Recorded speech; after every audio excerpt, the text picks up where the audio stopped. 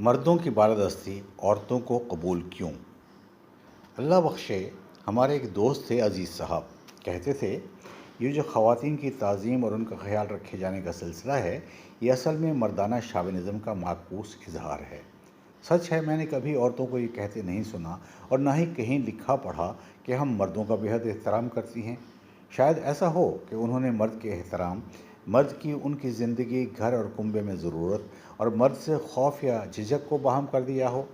خواتین یہ ضرور کہتی ہیں کہ میں اپنے والد کا، بھائی کا یا شوہر کا بہت احترام کرتی ہوں، لیکن مرد کا بطور جنس کے احترام شاید خواتین پہ لازم نہیں اور مردوں پر لازم ہے۔ یہ بھی تو ہو سکتا ہے کہ مرد عورتوں کے بارے میں ایسا کہہ کے خود کو یقین دلانے کی کوشش کرتے ہوں کہ انہیں عورت کا احترام کرنا چاہیے، یا پھر واقعی احترام نہ کرنے کی وجہ سے ہوئی اپنی شرمساری کو چھپانے کی خاطر سر عام ایسا کہہ کر خجالت مٹاتے ہوں، یا ایسا کہے کو محض استعمال کرتے ہوں۔ مجھے عورتوں سے کوئی خصوصی ہمدردی نہیں ہے، بس اتنی ہی ہے جتنی مردوں سے، کیونکہ میں ان دونوں انواع کو انسان سمجھتا ہوں۔ میں انہیں معذور، مجبور، مقہور تصور نہیں کرتا، اگرچہ ایسا ہے، لیکن کم از کم کچھ تو ایسے انسان ہوں جو انہیں اپنے برابر کا اور اپنے جیسا سمجھتے ہوں۔ درست ہے کہ عورت اور مرد بہت زیادہ حد تک مختلف ہیں، جسمانی طور پر بھی اور نفسیاتی طور پر بھی۔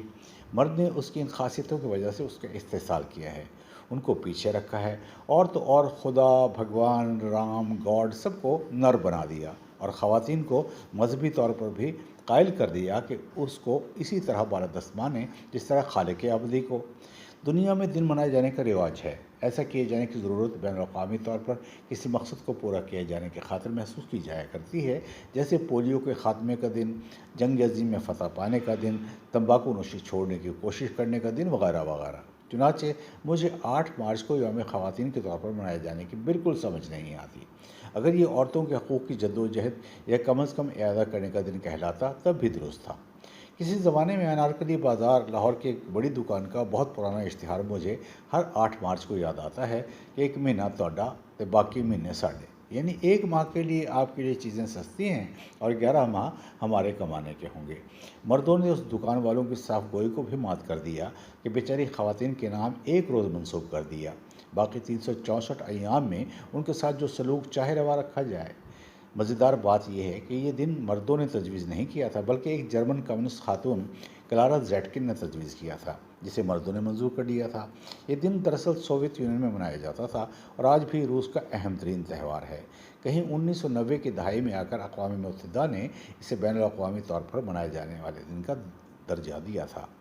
روس میں اس روز خواتین کو خاص طور پر پھول پیش کیے جاتے ہیں، ان کے نام پہ جام تجویز کیے جاتے ہیں، ان کی تعریف میں زمین آسمان کے قلابے ملائے جاتے ہیں جو اکثر نشے میں کہا ہوا اور بالعموم جھوٹ ہوتا ہے، تحفے تحائف دیے جاتے ہیں، عورتیں خوش ہوتی ہیں اور مرد پی پی کر لڑکتے جاتے ہیں۔